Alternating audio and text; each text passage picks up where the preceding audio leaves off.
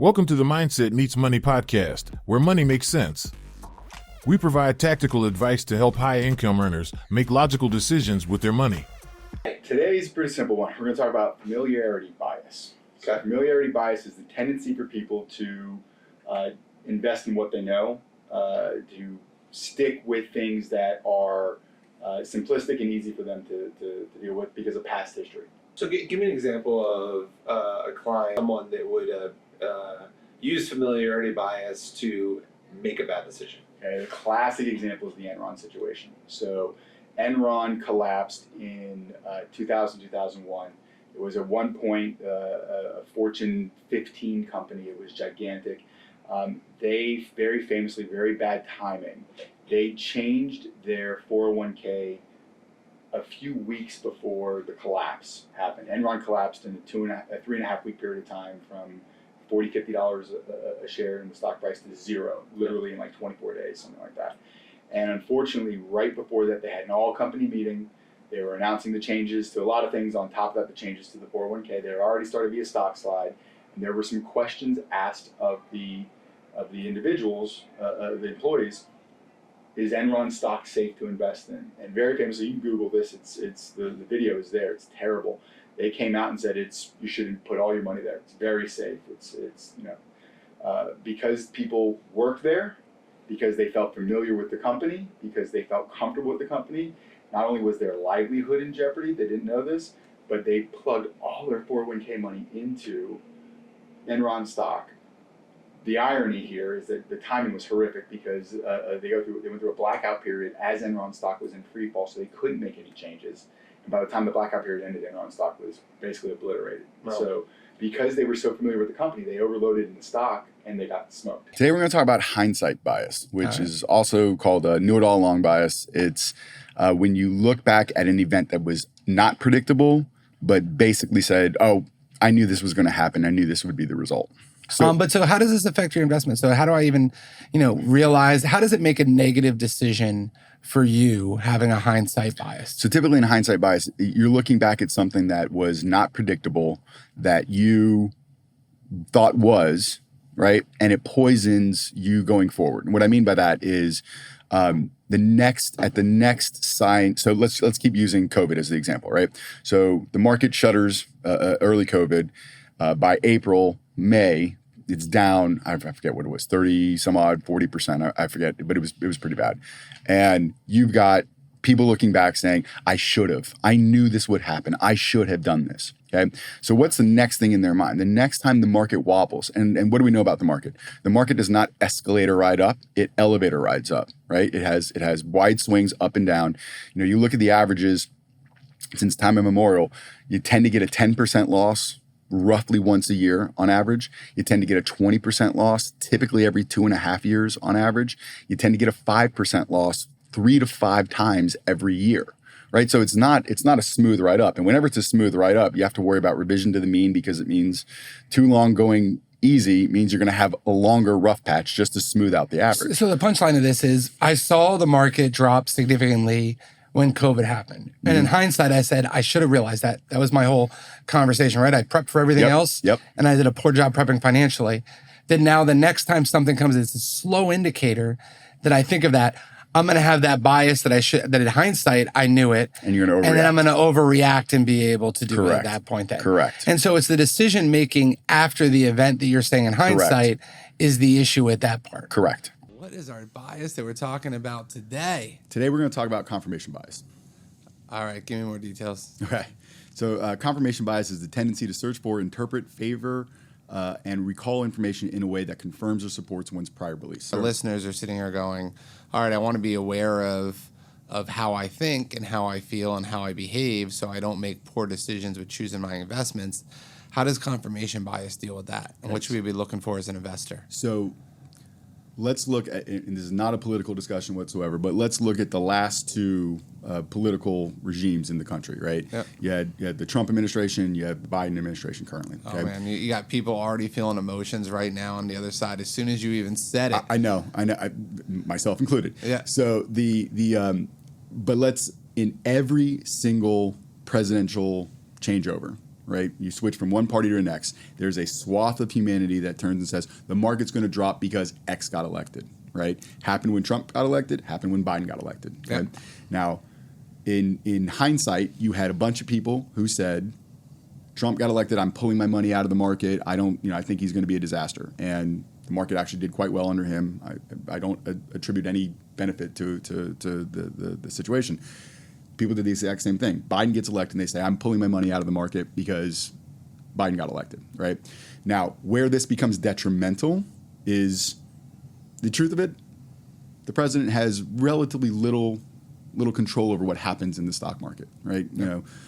But for those people who now go back, because the market has declined a little bit in the last year while Biden has been president, they're going to say, see, I told you so. And so now that poisons them for their next decision, because this gives them confidence that they were able to find that they had the right judgment when it was totally a toss-up. So it's just a fake confidence level. Correct. So it's a matter of you think you're better at you are than investing because you're actually not remembering what you were saying back then. Right. So is it typically that you're just recalling differently on it, or is it that you said it, you didn't do anything about it, and then you're confirming that you were right? Well, it's hindsight's 20/20, right? Right. And so, take it out of the investing world for a second. So I've got because this happens in all aspects of life, right? All these biases you can put in the investing world, the financial world, or you can take it out in just in regular retail, or just normal life. I got a buddy from college who is absolutely head over heels in love with this one girl. She's a very nice girl, so she's polite to him. She responds to his text messages, Right.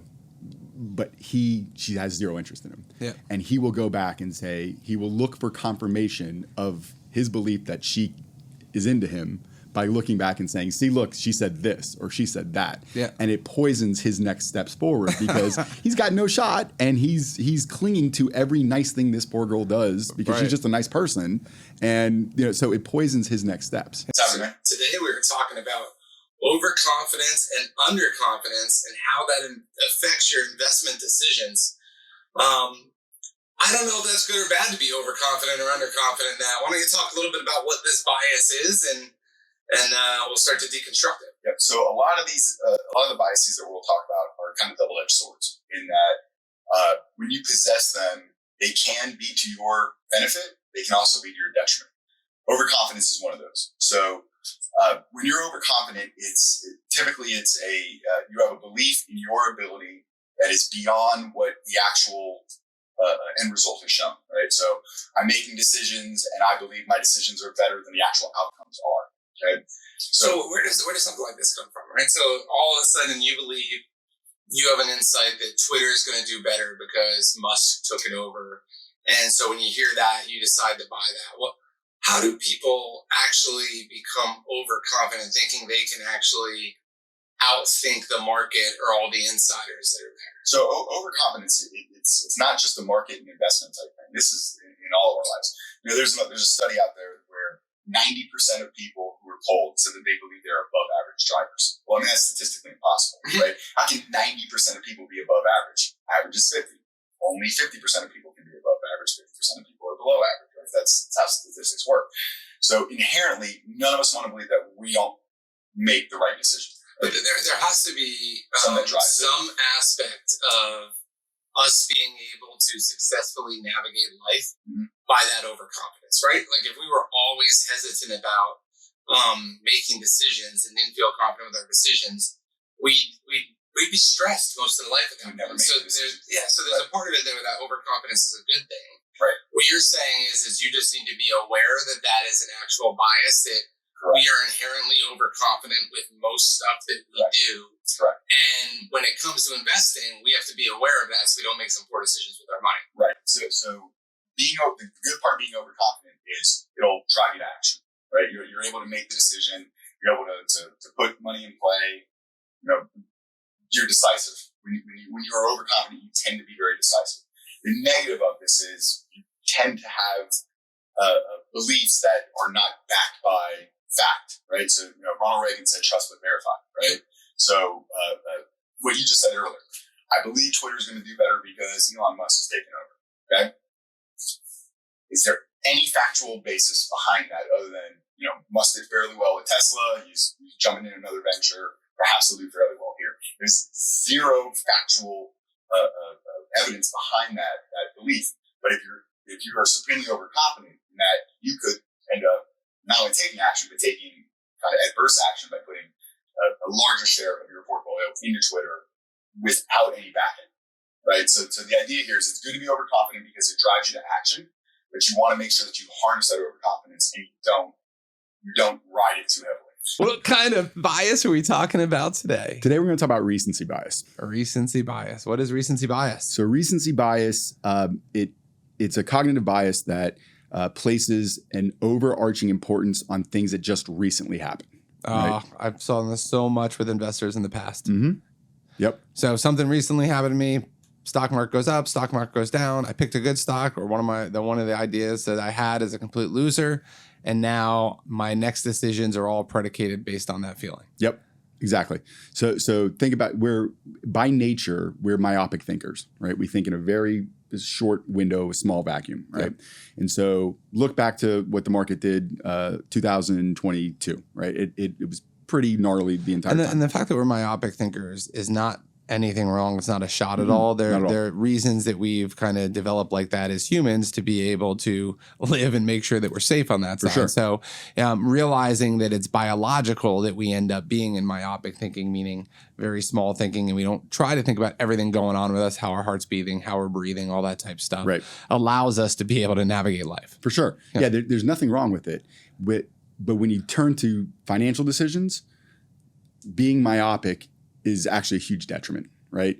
Widening out your frame and being able to look at things that have happened historically and not just what just happened will help tamp down emotions and will help allow you to make better decisions. All right, what bias are we talking about today? Today we're going to talk about status quo bias. So status quo bias is our preference for keeping things the same, and it stems out of a fear of the decision you make to change things being the wrong decision. Okay, give me an example. Okay, so you inherit money, whether it's from parents, life's good, whatever it is, right? Yep. But it's not cash. It comes in securities. It comes in a rental property, whatever it is. Okay, what are the odds that the concentrated security portfolio? Grandma liked Home Depot, so she always bought Home Depot. She ends up with this gigantic Home Depot position and ships it to you. Again, nothing wrong with Home Depot. I'm only using because I've actually gone through this recently with clients. Home Depot may or may not be a great position for you, but most people will sit on it. Why? It was grandma's.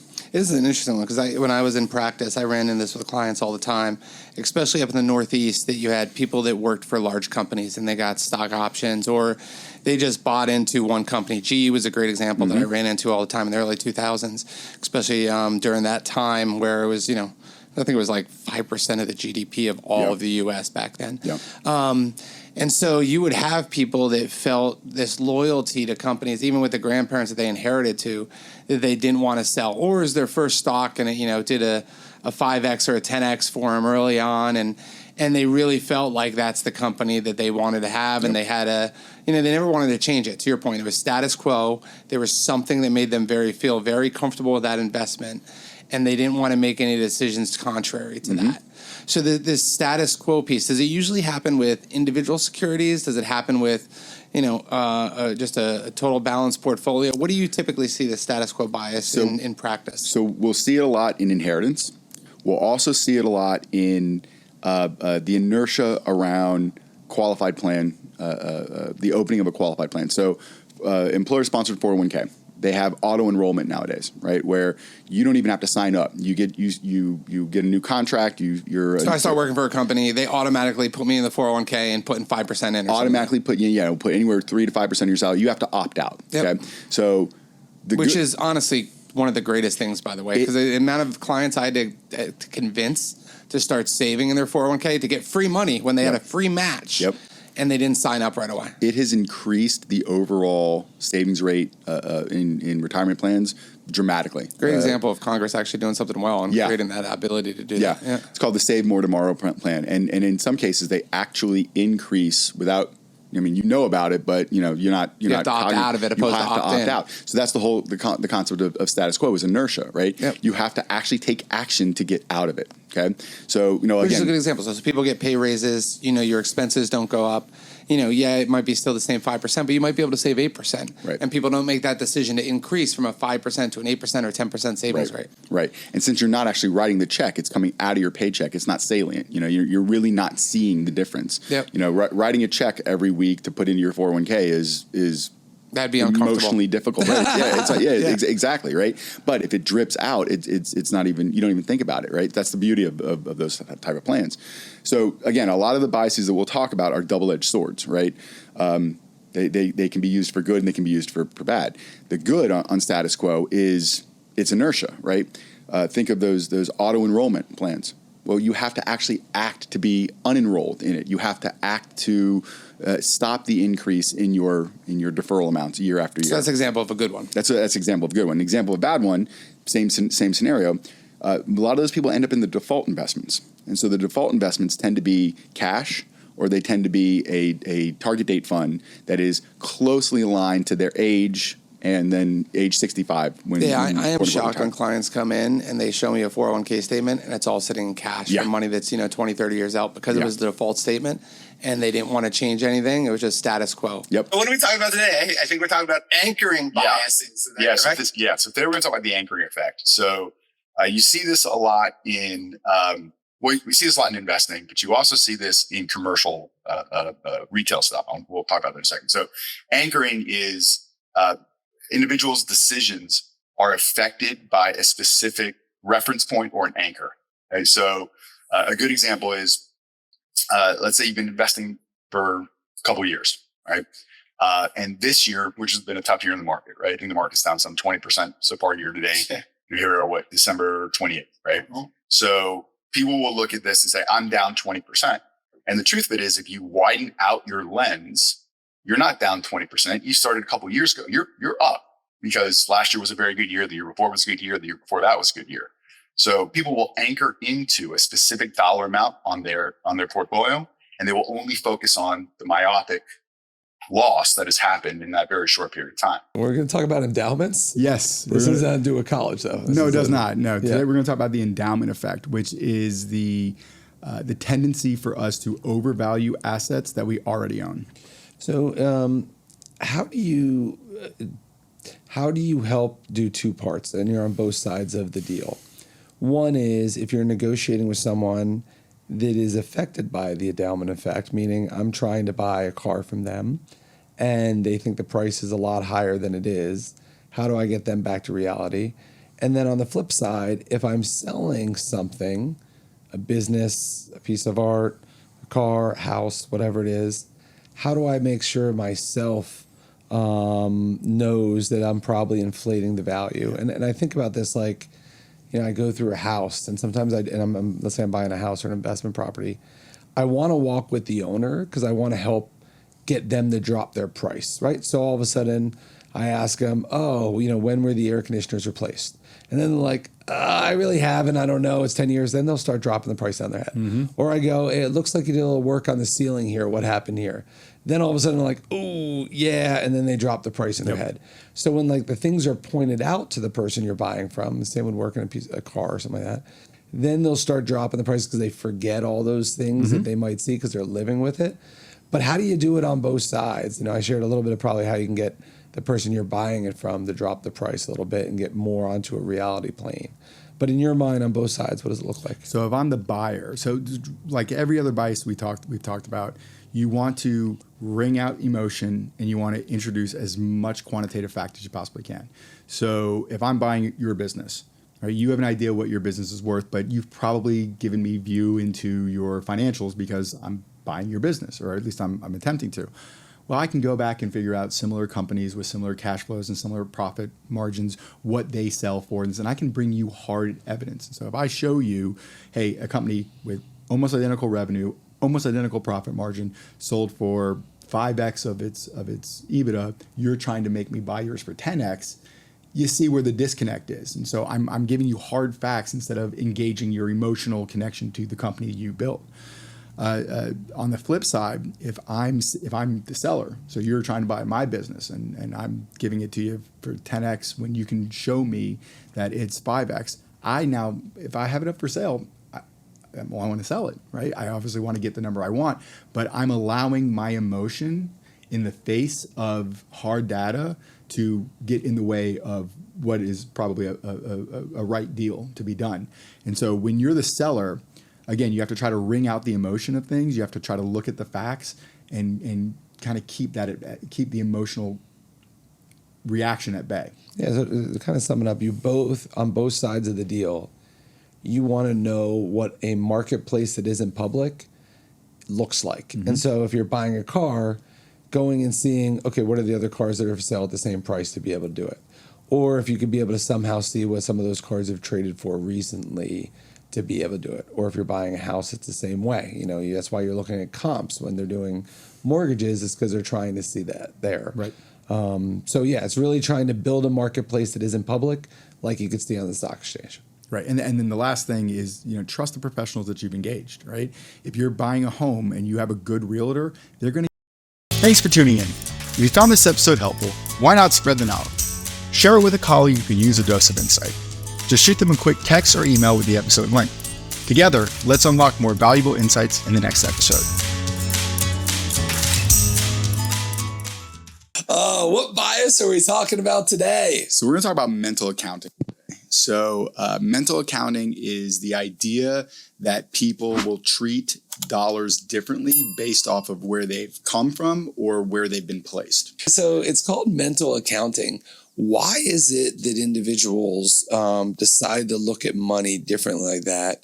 And as you've seen it with clients and working with clients, how do you see this play into them making poor decisions with their money? So like a lot of the biases that we've talked about before, this one is a two-way street in that there are some positives that come with mental accounting. There's some negatives that come with mental accounting. So negatively, when people hold dollars as sacred, and I'll give you a good example, they put money into a savings account. It's in a savings account, low yielding, until recently when the Fed moved interest rates up, but low yielding.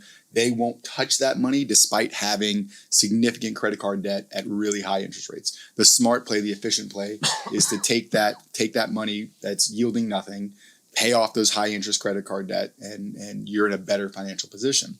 So if you're getting 3% in a savings account or 5% in a savings account, and you're paying 17% on a credit card, why would you want to be paying 17% interest when you have money getting 5% interest? Your better return is paying off that credit card, but they don't want to see their savings go down. Exactly. The other one is, and I'll be first tell you I'm guilty of this.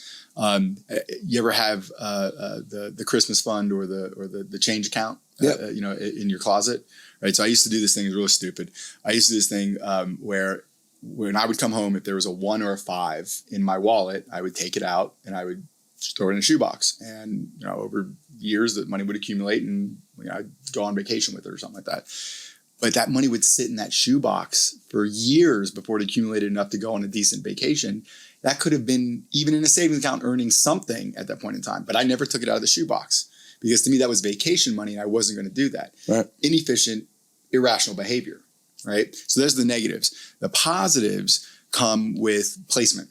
Right? So you put money into your investment account or your 401k or something that's got a purpose behind it. You're less likely to spend it on anything except for that purpose. Today we're going to talk about overconfidence and underconfidence. Okay, good deal. Oh, you don't lack confidence, so talk about overconfidence. So overconfidence is a cognitive error that leads to individuals overestimating their abilities. Sounds about right. Yeah, I mean, pretty simple definition. But the way it manifests itself is you'll see excessive trading, you'll see under diversification, you'll see higher levels of risk taking because they know something that other people don't, right? And so think about what that ends up doing to someone's portfolio, right? If you're trading too often, studies, I can't even quote a study because there's so many of them showing how excessive trading leads to lower returns. Under diversification, single stock exposure. You know, how many people have they're so certain that this one stock is going to do so well that they're going to put all their assets in it. I mean, and how often have we seen that just absolutely end in misery? And excessive risk taking. Risks are out there regardless of your level of knowledge. When you think you know better and you can overrun those risks, the end usually ends pretty poorly. You'll see this with a lot of fund managers that had really good years. They might have been in the press in a bunch, and then they start to think that they're a lot better than they are, and then you'll see them underperform the market significantly for years. They are 50% wrong, but 100% committed, right, to what they believe at that point. Exactly right. And so, you know, overconfidence. This happens a lot with people who they've done well, right? So take investing out of it. The one that I always tie this one up to is, you ever sit at the blackjack table and there's that first timer, and that first timer has absolutely no idea how to play, but the cards run the right way for them and they win the first 10 hands in a row. And they're saying, this is easy. I'm really good at this. No, you're horrible. You've not played by the book yet once. The cards just happen to fall your way. A broken clock is still right twice a day. And now you think you're good at it. You think that there's a skill there when there isn't. And then what happens? They get torched. And not only do they lose everything that they had won, but they lose everything they came to. They probably hit the ATM 2 or 3 times. It's a misery. Yeah, I love how you always go to blackjack analogies. So between blackjack and Apple, I feel like that's where you invest most of your time and money. No comment. I think this is a great episode. Hopefully you got a sense of how you might be overconfident and underconfident regarding your investments, and really think about the 5-question approach. If you can answer 5 questions that supports how you feel, you probably have enough facts behind it. If you can't answer those 5 questions going through, your emotions might be helping you make that decision. I love that. That's great. Subscribe on your favorite streaming platform if you haven't already, and don't forget to share this podcast with your friends and family.